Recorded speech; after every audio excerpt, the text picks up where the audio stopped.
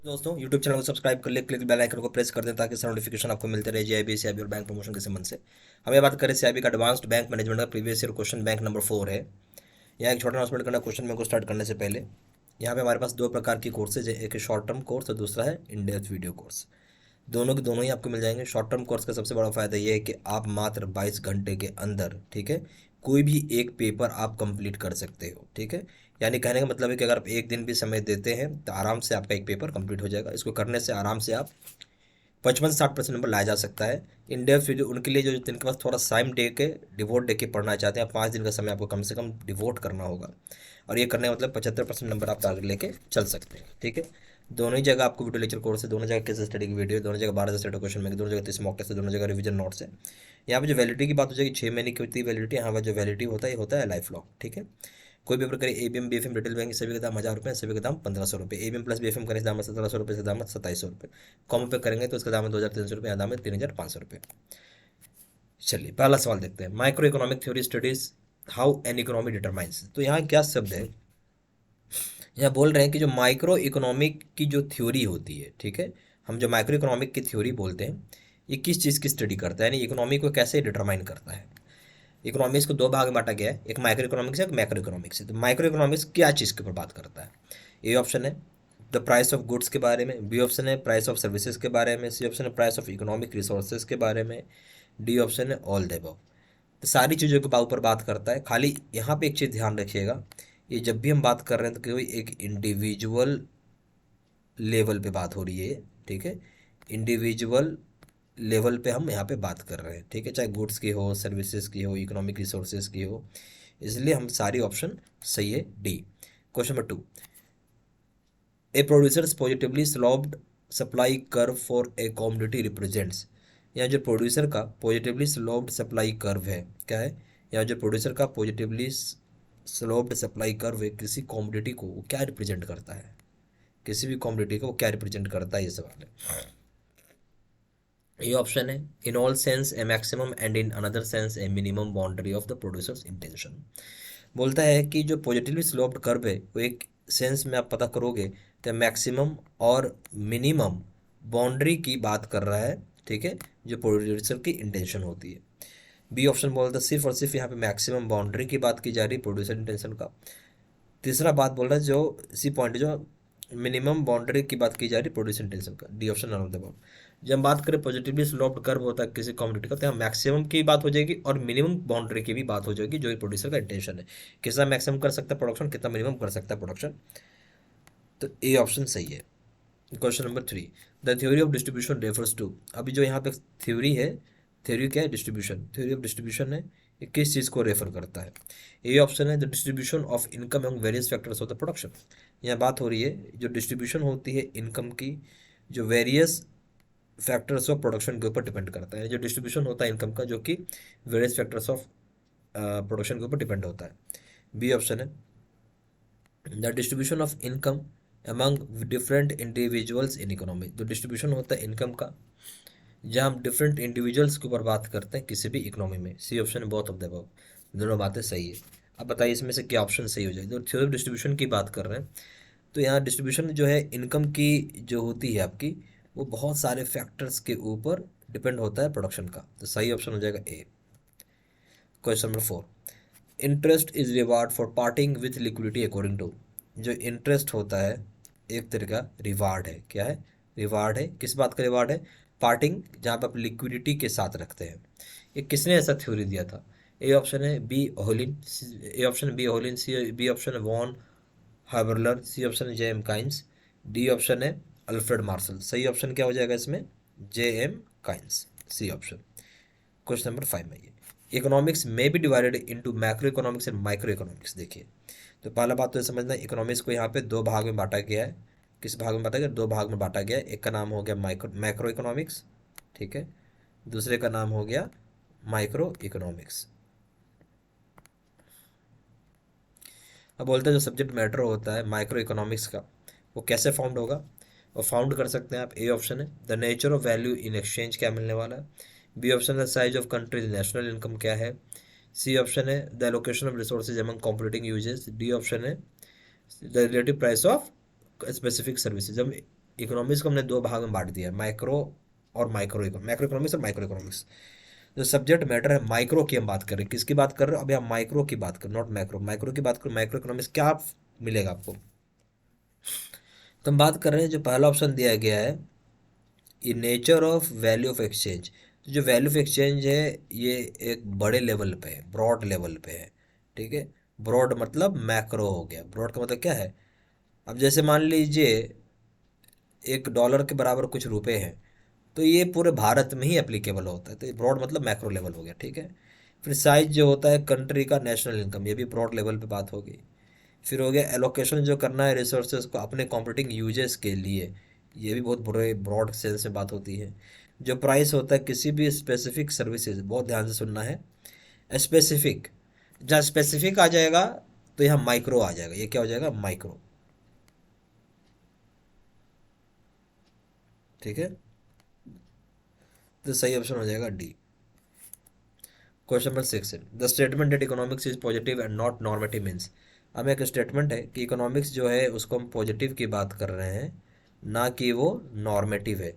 अब इसका क्या मतलब है, इकोनॉमिक्स जो है पॉजिटिव है ना कि वो नॉर्मेटिव है, इसका मतलब क्या होगा। नॉर्मेटिव मतलब समझते हैं, नेगेटिव। हम्म, क्या है ये ऑप्शन है the economics that can be use to prove capitalism is better than socialism. बोलता है कोई अगर ऐसा इकोनॉमिक्स की थ्योरी है जो कि यूज़ किया जाता है प्रूव करने के लिए कैपिटलिज्म ही क्या है बेहतर है सोशलिज्म से। बी ऑप्शन है economics tells us what kind of economic behaviour और policy is wholesome and what evil. तो इकोनॉमिक्स यहाँ ये बताने के प्रयास करता है किस प्रकार का इकोनॉमिक बिहेवियर है, आपका पॉलिसी है पूरे होलसम या क्या उसमें बुराइयां हैं। सी ऑप्शन है the economics tells policy makers which alternative to choose from among several efficient ones. जो इकोनॉमिक्स के पॉलिसी मेकर्स है, जो इकोनॉमिक्स है वो बताता है पॉलिसी मेकर्स को कौन सा अल्टरनेटिव है जिसको चूज कर सकते हैं सेवरल एफिशिएंट वन से। डी ऑप्शन है economics can only indicate consequences of policy choices और कंडीशंस। तो यहाँ जो इकोनॉमिक्स है वो केवल क्या कर सकता है, इंडिकेट करता है किस तरह कंसिक्वेंसेज होगी पॉलिसीज़ की, चॉइसेस की और कंडीशंस की। तो सही ऑप्शन क्या हो जाएगा, नेचुरल से बात इकोनॉमिक्स यहाँ आपको ये बताने का प्रयास करता है केवल एक इंडिकेटिव है, क्या नतीजा होगा। कंसिक्वेंसेस का मतलब क्या होता है, रिजल्ट। कंसिक्वेंसेस का मतलब है क्या रिजल्ट आएगा, जो भी आपकी सॉरी जो भी आपकी क्या बोलेंगे हम इसमें पॉलिसीज है, चॉइसेस है, कंडीशंस है, ये बताता है और उसको भी इंडिकेट करता है केवल। D option. क्वेश्चन नंबर 7 है which of the following statement is incorrect. बहुत ध्यान सुनना है, इनकरेक्ट का मतलब क्या होता है गलत। तो 3 सही है, एक गलत है। A option micro economics primarily concern with the problem of what and how and for whom to produce. जो माइक्रो इकोनॉमिक्स बोलता है ये प्राइमरीली किसके लिए कंसर्न है, क्या प्रॉब्लम है, ठीक है, किसके लिए है, कौन है और किसके लिए हमें प्रोड्यूस करना है, इस तरह का जहाँ बात होने लगता है माइक्रो की जगह, ये जब बात होगा इस तरह का किसके लिए कौन है किसको प्रोड्यूस करना है आपको मालूम ही नहीं है, तो जहाँ मालूम नहीं है यानी बड़े स्केल की बात होगी मैक्रो हो जाएगा वो, ठीक है। तो ये हमारे लिए इनकरेक्ट है, इसलिए हम इसको रॉन्ग कर लेते हैं।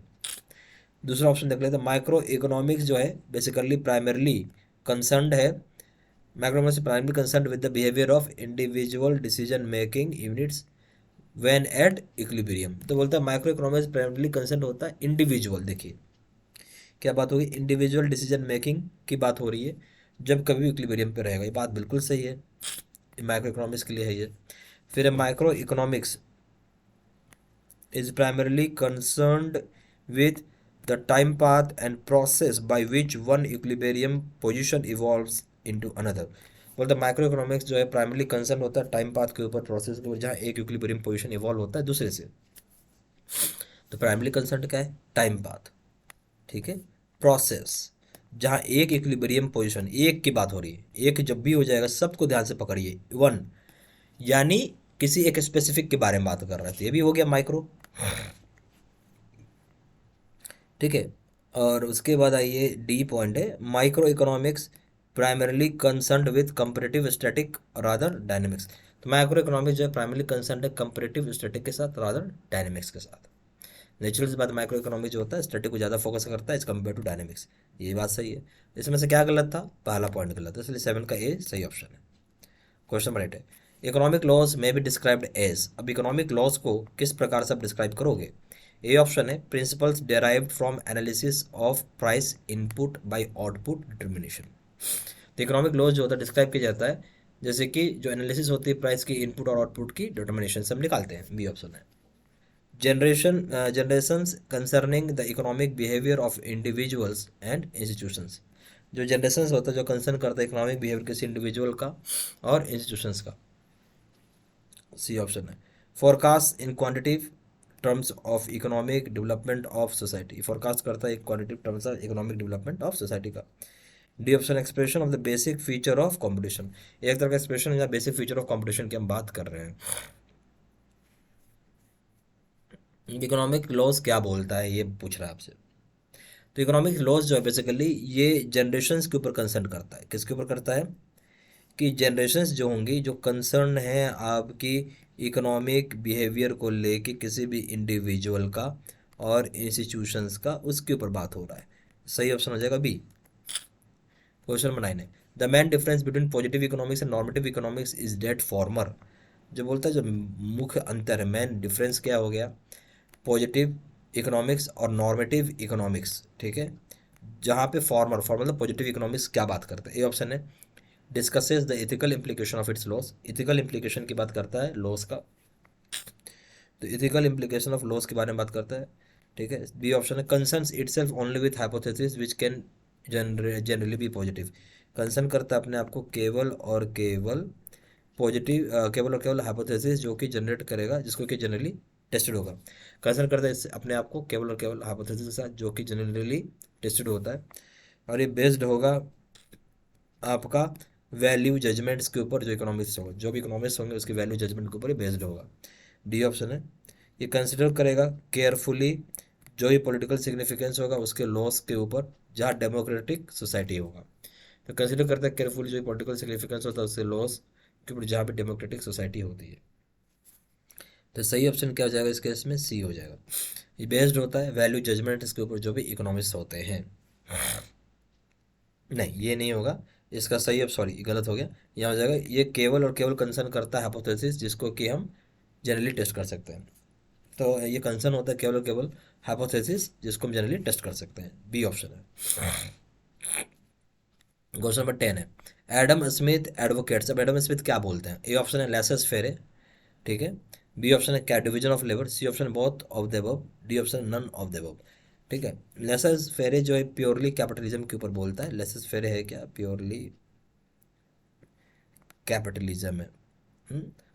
कैपिटलिज्म इसका मतलब है कि इसमें कोई सरकार का इंटरफेरेंस नहीं होता है। ठीक है, मार्केट डिसाइड करती है क्या प्राइस रखना है। तो ए ऑप्शन भी सही है, बी ऑप्शन भी सही है। इसके लिए सही ऑप्शन क्या हो जाएगा both of the above. C option हो जाएगा, सॉरी सी। सी ऑप्शन हो गया इस केस में सही आपका। यह हमारे पास दो तरह का कोर्सेज है, एक शॉर्ट टर्म है एक in depth video. Short term courses बहुत ही इफेक्टिव है जहाँ आपके पास समय कम हो, मात्र 22 घंटा दे के आप पर पेपर पढ़ सकते हैं। और इसका मतलब ये हो गया कि आप एक दिन में भी कोर्स को आराम से हंसते खेलते ख़त्म कर सकते हैं। आराम से 55 से 60% नंबर आ जाता है। इन डेप्थ वीडियो उनके लिए बढ़िया है जहाँ थोड़ा आप समय दे सकते हैं। तो 5 दिन का अगर आप समय देते हैं तो ये कोर्स बहुत ही इफेक्टिव है। इसको पढ़ के आप आराम से 75% नंबर का टारगेट लेके चल सकते हैं। दोनों जगह वीडियो लेक्चर कोर्स है, दोनों जगह केस स्टडी की वीडियो, दोनों जगह 12 सेट क्वेश्चन में, दोनों जगह 30 मॉक टेस्ट, दोनों जगह रिवीजन नोट्स है। यहाँ जो वैलिडिटी हो जाएगी 6 महीने की, और यहाँ जो वैलिडिटी है ये है लाइफ लॉन्ग। ठीक है, कोई भी प्रक्रिया ABM BFM टेल बैंकिंग सभी के दाम 1000 रुपये, सभी के दाम 1500 रुपये। ABM प्लस BFM करेंगे इस दाम में 1700 रुपये, इस दाम में 2700 रुपये। कॉम्बो पे करेंगे इस दाम में 2300 रुपये, इसका दाम है 3500 रुपये। ज्यादा जानकारी को फ़ोन भी कर सकते हैं। फ़ोन नंबर हो जाएगा 4x9685 या फिर वेबसाइट में जाकर डायरेक्टली ऑनलाइन ऑर्डर प्लेस कर सकते हैं। वेबसाइट हो जाएगा www.jbcstudymaterial.com, email ID हो जाएगा sit3@gmail.com। ये सारी इन्फॉर्मेशन मैंने इसी वीडियो के डिस्क्रिप्शन बॉक्स में डाल दिया है। Thank you very much.